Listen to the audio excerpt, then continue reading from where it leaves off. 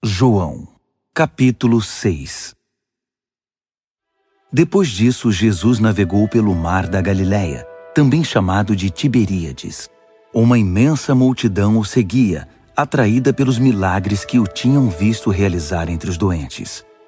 Quando chegou ao outro lado, ele subiu a uma colina e sentou-se, cercado por seus discípulos. A festa da Páscoa, celebrada anualmente pelos judeus, se aproximava.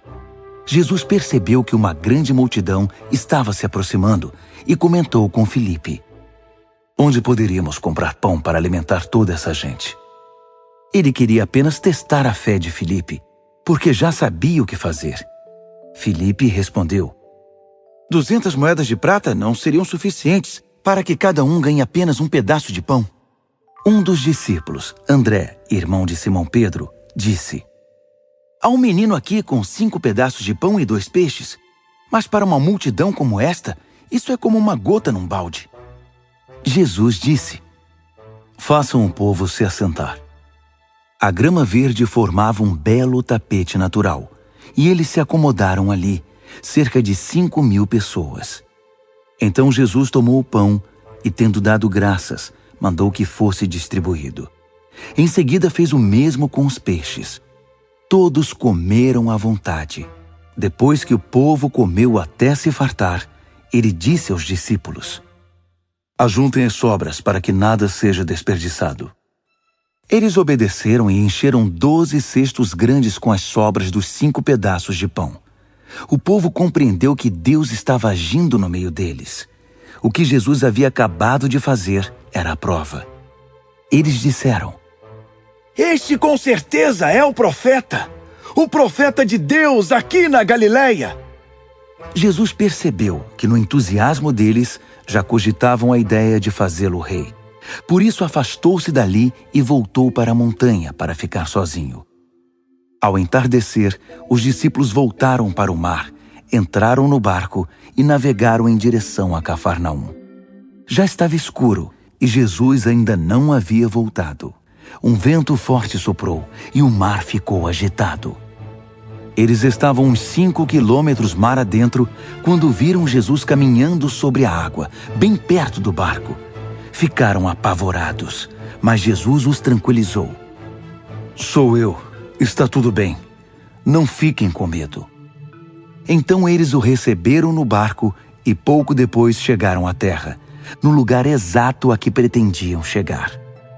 No dia seguinte, a multidão que havia ficado para trás percebeu que havia só um barco e que Jesus não tinha voltado com os discípulos. Eles tinham visto o barco sair sem Jesus, mas havia barcos de Tiberíades por perto na hora em que eles comiam um pão abençoado pelo Senhor. Assim, quando perceberam que não havia voltado, entraram nos barcos de Tiberíades e foram para Cafarnaum à procura dele. Quando o encontraram no outro lado do mar, disseram: "Rabi, quando o Senhor chegou aqui?" Jesus respondeu: "Vocês vêm à minha procura não porque viram Deus no que eu fiz, mas porque enchi a barriga de vocês e de graça. Não gastem energia lutando por comida perecível como aquela. Trabalhem pela comida que permanece, comida que sustenta a vida eterna, comida que o Filho do Homem providencia. Ele e o que ele faz são permanentes, porque tem a garantia de Deus, o Pai."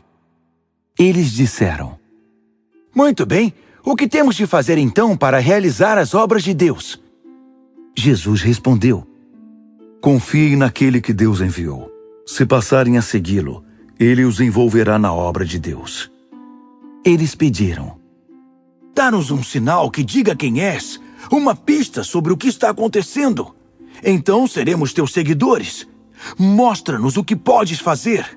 Moisés alimentou nossos antepassados com pão no deserto, e as Escrituras dizem: ele deu a eles pão do céu para comer."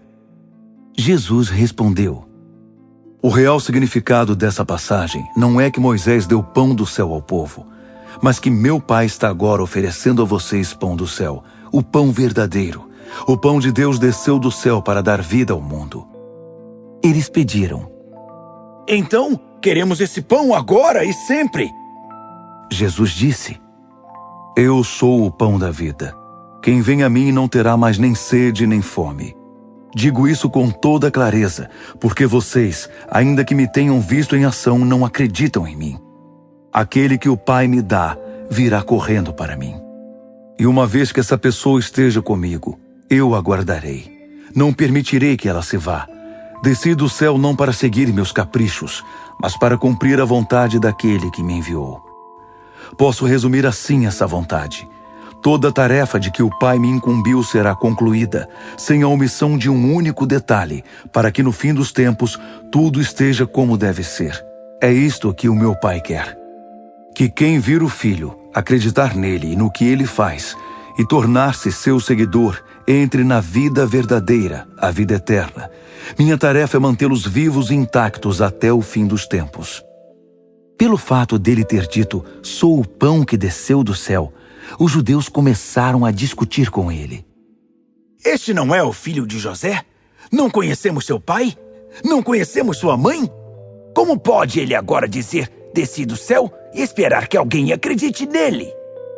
Jesus disse, não briguem por minha causa. Vocês não estão no comando, mas sim o Pai que me enviou. Ele traz a mim as pessoas. É o único modo de vir a mim. Só assim realizo o meu trabalho, reunindo as pessoas e preparando-as para o fim. Foi o que os profetas quiseram dizer quando escreveram. Eles todos serão pessoalmente ensinados por Deus. Quem quer que tenha passado algum tempo ouvindo o Pai, ouvindo de verdade e aprendendo, vem a mim para ser ensinado pessoalmente, para ver com os próprios olhos e ouvir de mim com seus ouvidos, pois tudo recebi diretamente do Pai. Ninguém viu o Pai, a não ser aquele que convivia com ele, e vocês agora podem ver a mim. Digo isso agora da maneira mais sóbria e solene. Quem crer em mim tem vida verdadeira, vida eterna. Eu sou o pão da vida. Seus antepassados comeram pão do céu no deserto e morreram, mas agora está aqui um pão que verdadeiramente veio do céu. Quem comer desse pão jamais morrerá. Eu sou o pão vivo, que desceu do céu. Qualquer um que comer desse pão viverá, e para sempre. O pão que dou ao mundo, para que possam comer e viver, sou eu mesmo, um ser de carne e sangue. Os judeus ficaram alvoroçados outra vez. Como pode este homem servir sua carne numa refeição? Mas Jesus não deu confiança a eles e prosseguiu. Só depois que comerem e beberem carne e sangue, a carne e o sangue do Filho do Homem, vocês terão vida interior. Quem tiver um desejo sincero por essa comida e bebida, obterá a vida eterna e estará pronto para o dia final. Minha carne é verdadeira comida e meu sangue é verdadeira bebida. Ao comer minha carne e beber meu sangue, vocês vão estar em mim e eu em vocês. O Pai que é vivo me enviou aqui. Assim vivo por causa dele, para que quem fizer de mim uma refeição possa viver por minha causa. Esse é o pão do céu. Os antepassados de vocês comeram pão e mais tarde morreram. Quem come desse pão viverá para sempre. Tudo isso foi dito enquanto ele ensinava na sinagoga de Cafarnaum. Muitos de seus discípulos ouviram isso e disseram: é um discurso duro demais de engolir. Jesus percebeu que eles estavam tendo dificuldade com o assunto e disse: ficaram arrasados com o que disse? O que aconteceria se vocês vissem o Filho do Homem subindo para o lugar de onde veio? O Espírito pode criar vida. Músculos e força de vontade nada fazem acontecer. Cada palavra que lhes digo provém do Espírito e é capaz de criar vida. Mas alguns de vocês são resistentes e se recusam a ter parte nisso. Jesus sabia desde o início que alguns não iriam segui-lo de fato. Sabia também quem iria traí-lo. Ele continuou: foi por isso que antes eu disse a vocês que ninguém é capaz de vir a mim por conta própria. Vocês vêm a mim apenas como uma dádiva do Pai. Depois disso, muitos discípulos o abandonaram. Não queriam mais nenhuma ligação com ele. Então, Jesus deu aos 12 a mesma oportunidade. Vocês também querem me abandonar? Pedro respondeu: Senhor, para onde iríamos? Só o Senhor tem as palavras de vida verdadeira, de vida eterna. Já decidimos segui-lo de fato e acreditamos que és o Santo de Deus. Jesus respondeu: Eu não escolhi vocês, os 12? Mesmo assim, um de vocês é um diabo. Ele se referia a Judas, filho de Simão Iscariotes. Esse homem, um dos 12, já estava se preparando para trair.